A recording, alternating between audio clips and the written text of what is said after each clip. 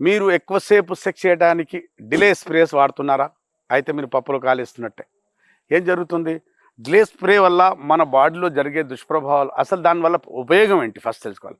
Delay spray అంటే అంగం ముందు భాగం గ్లాన్స్ ఉంటుంది కదా, అక్కడ చాలా నరాలు వచ్చి ఎండ్ అవుతాయి. మన మన శరీరంలో ఉన్న నరాలు వచ్చి ఇక్కడ అంగం ఎండ్లో గ్లాన్స్లో ఎండ్ అవుతాయి.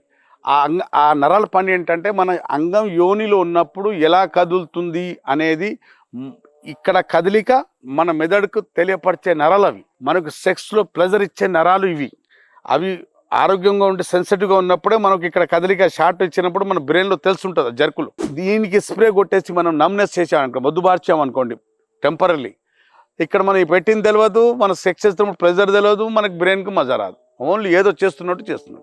కానీ ఇది ఎక్కువసేపు వాడితే, ఎక్కువసార్లు వాడితే, చాలా రోజులు వాడితే దీంట్లో మీ నరాల్లో సమస్య వస్తుంది. చాలామంది మా దగ్గర వచ్చిన కేసులు ఉంటాయి.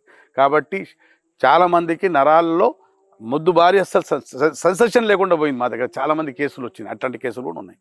కాబట్టి స్ప్రేలు వాడకండి. సెన్సిటివ్ పెనిస్ అనే సమస్య మీకు ఉండి ఉంటే నాకు సంప్రదించండి. ఎందుకంటే ఈ భాగం చాలా సెన్సిటివ్గా మారినప్పుడు అంగం లోపల పెడితే యోని తడి వెచ్చదనానికి అంగం తట్టుకోలేదు కాబట్టి వీర్యం తన్నుకుంటూ బయటకు వస్తుంటుంది. మన ప్రేమం లేకుండానే తన్నుకుంటూ బయటకు వస్తుంటుంది.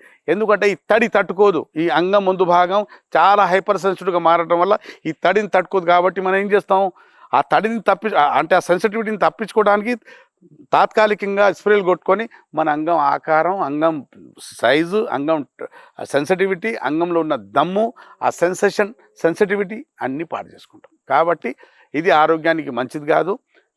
అంటే స్ప్రేలు వాడకుండా ఉంటే మీ ఆరోగ్యానికి మేలు, మీ అంగానికి మేలు.